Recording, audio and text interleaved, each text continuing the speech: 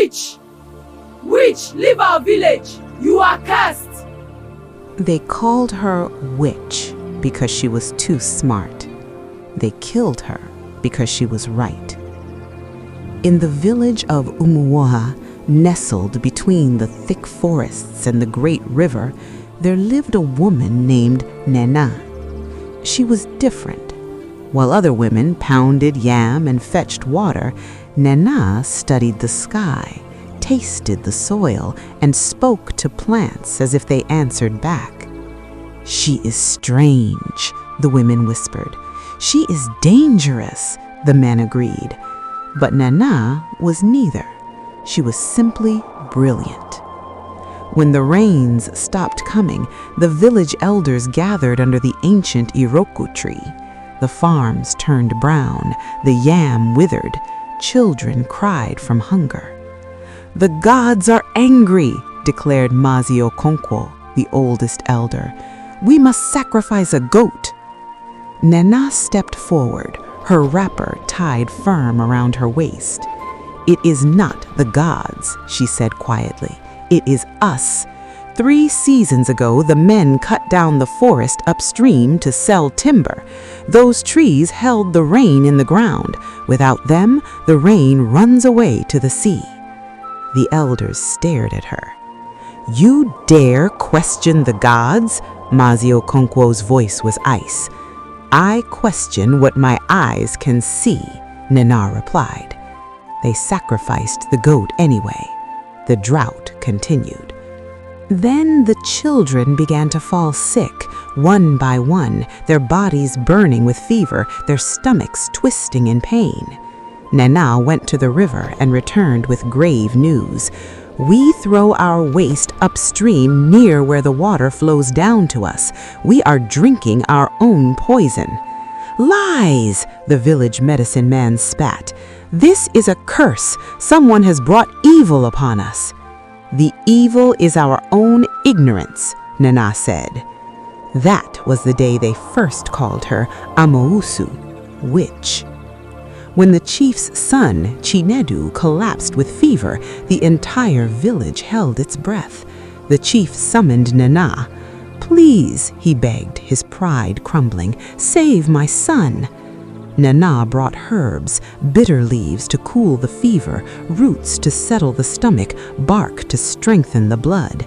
But the chief's wife, Lolo, knocked the calabash from her hands. "Witchcraft! You want to finish him with your dark medicine." They turned to prayers instead. They consulted the oracle. They made sacrifices. Chinedu died 3 days later. The village went mad with grief and rage. "He killed him!" someone shouted. "She cursed him because we refused her witchcraft," another voice joined. "She has always been strange. Now we know why." They dragged Nnenna from her hut at dawn. Her wrapper tore. Her feet bled on the rocky path. The crowd followed like wild dogs.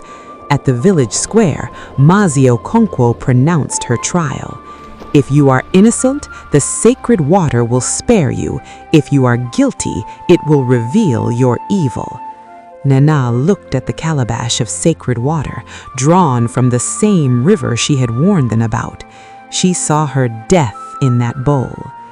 "You will not listen," she said softly. "Even now you will not see." She drank. Within hours, Nnenna's body convulsed. By sunset, she was gone.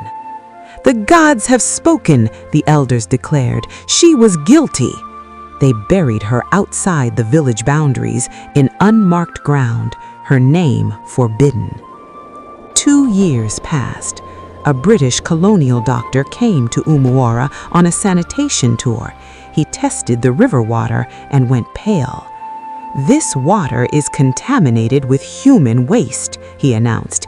"It's a miracle you haven't all died. And your deforestation upstream, it's destroying your watershed. The drought will worsen." The elders stood silent, shame burning in their chests. They built latrines. They stopped cutting trees upstream. They dug new wells. But Nnenna was already dust. Aimly Zena, a girl who had once sat at Nnenna's feet learning about stars and seeds and the language of the earth, kept her memory alive. When Zena became an old woman and a teacher, she would gather children under the same iroko tree and tell them about Nnenna. They called her witch, Zena would say, her voice steady and strong, but she was just wise. They killed her for being right too early. She would look each child in the eye. Learn from this.